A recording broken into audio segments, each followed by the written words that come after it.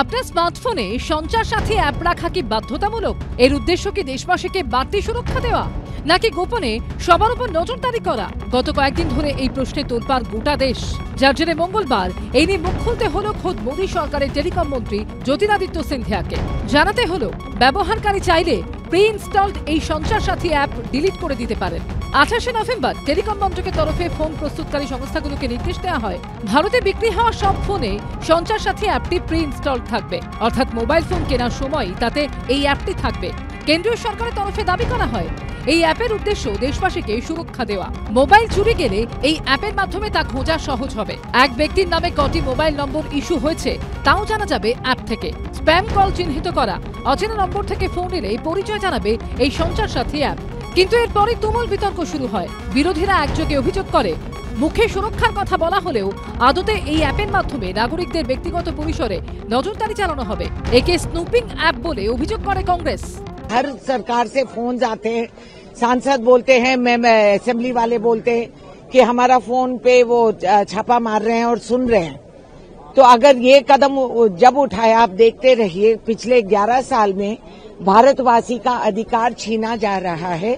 अगर लोग इतने मासूम बन के बैठेंगे तो उनकी जान की भी खतरा हो सकती है। असल वायलेशन ऑफ नेशनल सिक्योरिटी यही है। This is absolutely illegal. This will be completely in breach of the privacy.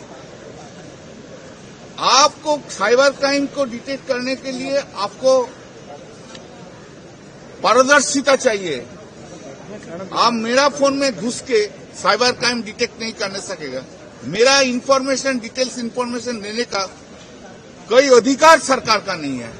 This is totally illegal, this is totally unconstitutional.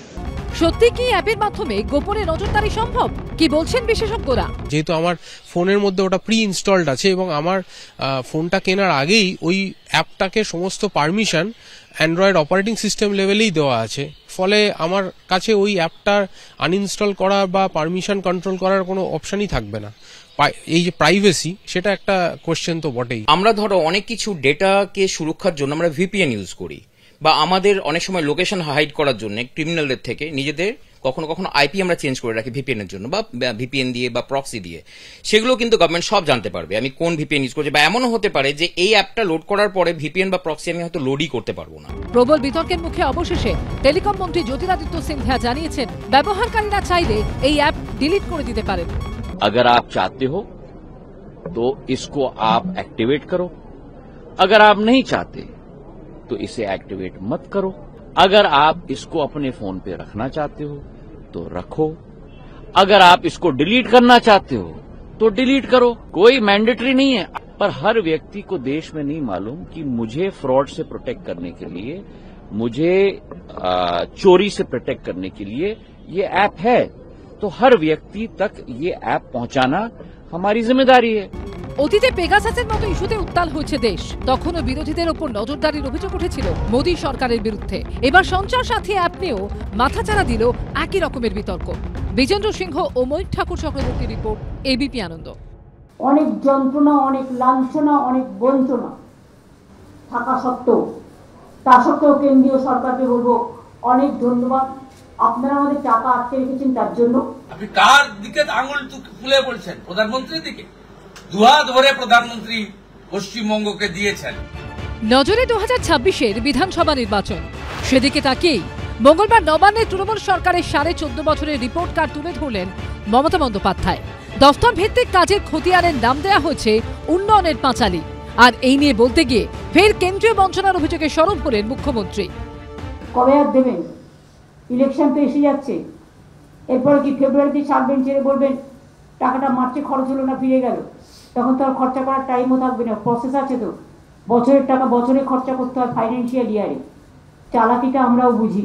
মুখ্যমন্ত্রীর উন্নয়নের পাঁচালী নয়, মুখ্যমন্ত্রী মমতা ব্যানার্জির নেতৃত্বে দুর্নীতি, তোষণ আর সীমাহীন স্বেচ্ছাচারিতার পাঁচালী মুখ্যমন্ত্রী প্রকাশ করেছেন, এবং আমরা বলি এটা জলাঞ্জলির পাঁচালী।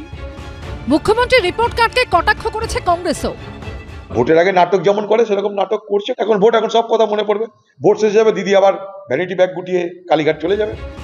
বাংলায় যেমন মহিলাদের জন্য লক্ষ্মীর ভান্ডার প্রকল্প রয়েছে, তেমনি বিজেপি শাসিত অন্যান্য রাজ্যেও মহিলাদের জন্য বিভিন্ন প্রকল্প রয়েছে। ভোটের আগে রাজনৈতিক দলগুলির কাছে যা বড় হাতিয়ার হয়ে ওঠে। লক্ষ্মীর ভান্ডার মনে রাখবেন, অনেক রাজ্যে বিজেপি যেটা দেখানোর জন্য করছে, বিহারে ভোটের আগে 10,000, ভোটের পরে বুলডোজার। আমরা বছরেই তো 12,000 টাকা দিই, প্রতি বছর, 5 বছরে নয়। আমরা কিন্তু এটা নয়, অন্য রাজ্যে যেটা হয়, একটা বাইক থাকলে দেবে না, একটা টিভি থাকলে দেবে না, একটা পাকা দেওয়াল থাকলে দেবে না। আমাদের এখানে তা নয়, আমাদের এটা ইউনিভার্সাল। ও সারা ভারতবর্ষ বহু সরকার দেয়। এটা শুরু করেছিলেন মধ্যপ্রদেশে শিবরাজ সিং চৌহান, লাডলি লক্ষ্মী যোজনা, তার অনুকরণ করছেন। বিজেপি ক্ষমতায় এলে যে টাকা মুখ্যমন্ত্রী আজকে দিচ্ছেন লক্ষ্মীশ্রীর মধ্যে দিয়ে, আমরা অন্নপূর্ণা যোজনায় এর দ্বিগুণ টাকা, 1 টাকা বেশি হলেও তার থেকে পশ্চিমবঙ্গের মহিলারা পাবেন। রিপোর্ট কার্ড, পাল্টা কটাক্ষ, সবকিছুই ভোটের দিকে তাকিয়ে। আর ভোটাররা শেষ অবধি ভোট দেওয়ার সময় কোন দলের দিকে তাকায় সেটাই দেখার। সুমন খরাই, রাজীব চৌধুরী ও ঐশী মুখোপাধ্যায়ের রিপোর্ট, এবিপি আনন্দ। এবিপি আনন্দ, এগিয়ে থাকে, এগিয়ে রাখে।